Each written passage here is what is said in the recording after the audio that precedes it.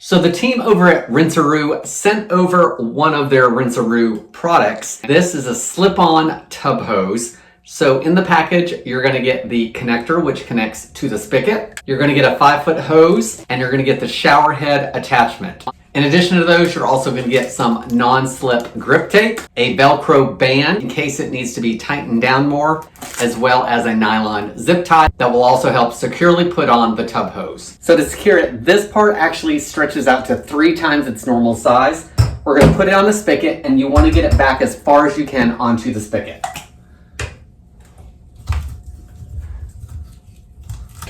Now I need to connect the hose itself to this piece, and before I do that, I'm actually going to connect the shower head.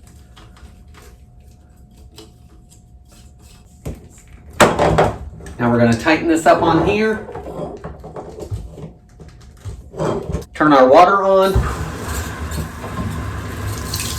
Once the water is on, you got your water coming out of here. I actually do have some leaking back here that is coming out the backside, and that's why they have provided that nylon strap as well as the Velcro to help seal everything on, because you want to fit as tight as you can get it so you get good flow out of the hose. I really like this concept because if you don't have a shower wand, it is going to be perfect for helping my wife give the dog a bath in the tub, because we can rinse him off instead of using that cup method where you're just constantly pouring over cups of water. While this can be a good option for pets, it's also got multiple uses that can come in handy. For instance, this piece attaches to a garden hose. So you can attach this piece to your sink, this piece to your garden hose, and if you need warm water outside, if you want to bring your hose into the house a little bit and then the rest of the hose outside, you could fill up kiddie pools and warm up the water that way. With a 5-foot hose, you could put this over your kitchen faucet and then